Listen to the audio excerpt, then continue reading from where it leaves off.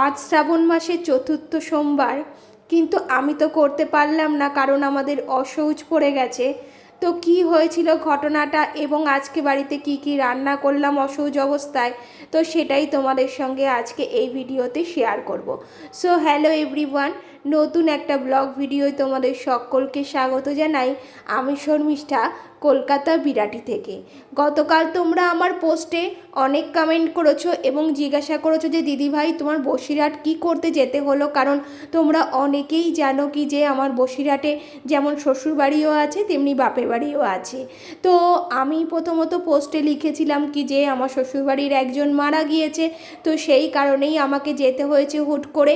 তো তোমরা অনেকেই জিজ্ঞাসা করেছো কে মারা গিয়েছে, কি হয়েছে। হ্যাঁ, সবটাই তোমাদেরকে শেয়ার করব, যেহেতু তোমরা আমার পরিবারের সদস্য এবং তোমাদের সঙ্গে আমি সব কিছু শেয়ার করে থাকি, সেহেতু এটাও জানাচ্ছি কি যে আমার খুড়তুতো দেওর আর আমাদের মধ্যে নেই, সে কালকে কিন্তু গত হয়েছে এবং সে তার নিজের ইচ্ছায় দেহত্যাগ করেছে। তো এইটুকুনি আমি জানাতে পারলাম। তো সেই কারণে কিন্তু আজকে অশৌচ রয়েছে। তোমরা তো জানো অশৌচ অবস্থায় অনেক রকম নিয়মকানুন মানামানি করতে হয়, কিন্তু ভাই আমি সমস্ত রকম নিয়মকানুন অত জানিও না এবং মানতেও পারি না, তবে যেটুকুনি পারি সেইটুকুনি মানার চেষ্টা করি। তো সকালবেলা উঠেই দেখলে কি যে ভাত বসিয়ে দিয়েছি এবং তার সঙ্গে আজকে নিরামিষ রান্না হবে। আর রান্নাটা কিন্তু পুরোটাই সাদা তেলে করব এবং হলুদ ছাড়া। তো দেখতেই পাচ্ছ মুগ ডালটা প্রথমত একটু ভেজে নিয়েছি, ভেজে কিন্তু ভালো করে ধুয়ে নিলাম। ধুয়ে নেওয়ার পরে কিন্তু আমি গ্যাসের উপরে বসিয়ে দিলাম। কালকে বাড়িতে আসার পরে আমার শরীরটা এতটা খারাপ লাগছে যে তোমাদেরকে কি বলবো। প্রথমত যখন ওই খবরটা শুনেছি তখন তো একটা মাথার মধ্যে টেনশন কাজ করছিল, দ্বিতীয়ত সেখানে যাওয়ার পরে সমস্ত কাজ মিটিয়ে আবার চলে আসার, মানে বসিরহাটে গিয়ে আবার চলে আসা, সেটা কিন্তু প্রচণ্ড কষ্টকর ব্যাপার, কারণ আমাদের বিরাটি থেকে বসিরহাট যেতে 2 ঘন্টা টাইম লাগে। আর যেহেতু আমি খুব একটা বাইরে বেরোই না, সেহেতু আমার পক্ষে খুবই কষ্টকর, কিন্তু শোনা মাত্র আমাদের তো যেতেই হবে না, যেহেতু আমরা তাদের আত্মীয়ের মধ্যে পড়ি। তো সেই কারণেই চলে গিয়েছিলাম।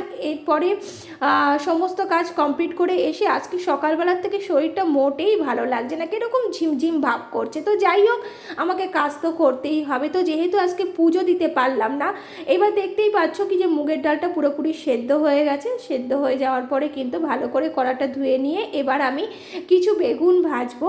তো সেটাও কিন্তু হলুদ ছাড়া, কারণ আজকে আমার শ্রেয়সী এসে স্কুল থেকে ও কিন্তু ভীষণ ঝামেলা করবে, মা এটা কি রান্না করেছো, এরকম সাদা সাদা খেতে কি ভালো লাগে।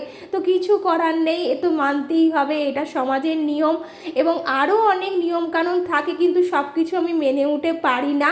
মানে আমি মনে করি কি যে মন থেকে যতটুকু করা হয়, সে তো চলে গিয়েছে, কিন্তু যারা আছে তারা যাতে ভালোভাবে থাকতে পারে সেইটা করাই বেটার হবে। তবে হ্যাঁ, কি যতটুকু মানা যায় ততটুকু মানতে হবে। তো দেখতেই পাচ্ছ এই যে বেগুনগুলো নিয়ে নিয়েছি, এইভাবে সাদা বেগুনগুলোকে একটু নুন মাখিয়ে, কিন্তু এখানে সন্দক লবণ ব্যবহার করা হয়, তো সেই কারণে সাদা নুন মাখিয়ে কিন্তু আমি দিয়ে দিলাম। তো দিয়ে বেগুন ভাজা হতে চলছে। তারপরে কিন্তু এর মধ্যে আমি ঘরদোর সমস্ত পরিষ্কার করে নিয়েছি, যেহেতু কাচাকাচির খুব একটা ব্যাপার নেই এবং 3 দিনে কাজটা কমপ্লিট হয়ে যাবে। তো এবার তোমরা বলো তোমাদের কি খবর, তোমরা পুজো দিতে পেরেছো, সাবধানে সবাই যেতে পেরেছিলে তো মন্দিরে, না বাড়িতেই পুজো দিয়েছো, সেটা কিন্তু অবশ্যই কমেন্টে জানাবে।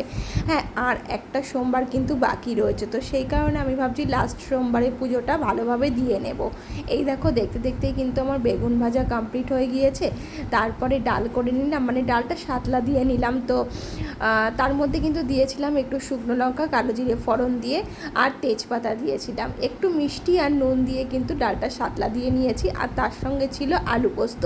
তো আজকের ভিডিওটা এতটুকুই, নেক্সট ভিডিওয়ে আবারও দেখা হবে। ততক্ষণের জন্য তোমরা ভালো থেকো, সুস্থ থেকো, আর এইভাবে আমার ভিডিও মন দিয়ে দেখার জন্য তোমাদেরকে অসংখ্য ধন্যবাদ, মন থেকে ভালোবাসা রইল। তো চলো আজকের ভিডিওটা শেষ করি, সবাই ভালো থাকবে, চলো টাটা, বাই।